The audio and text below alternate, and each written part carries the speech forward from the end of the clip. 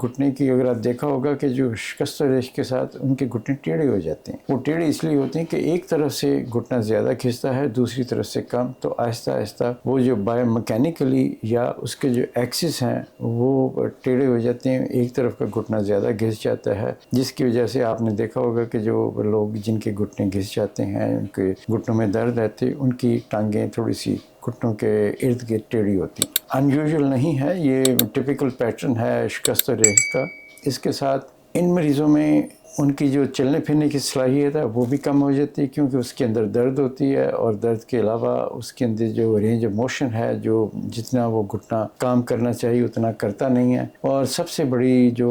बात हमारे यहाँ होती है कि वो मरीज़ नमाज पढ़ना छोड़ देता है नीचे ज़मीन पे बैठ के, वो अत्तहियात नहीं बैठ सकते। वो अत्तहियात पे बैठने की बजाय वो कुर्सी पे या तख्त पोश पे या सोफे पे आ जाते हैं नमाज के लिए, जो मेरे ख्याल में हमारे यहाँ एक कंसर्न भी है मरीज़ों का कि जी वो बात नहीं बनती, जो मज़ा नहीं आता जो ज़मीन पे अत्तहियात पे बैठ के सजदा करने में आता है। बात भी सही है। दर्द के साथ आहिस्ता आहिस्ता चलने में दुश्वारी, फिर उस उठने बैठने में दुश्वारी, फिर इस तरह इनसे अगर देखा जाए तो ये सीढ़ियाँ उतरने चढ़ने में बड़ी मुश्किल होती है, क्योंकि सीढ़ियाँ उतरते वक्त आपके घुटने का जो चपनी है वो बाकी घुटने के साथ का टकराव और उसका जो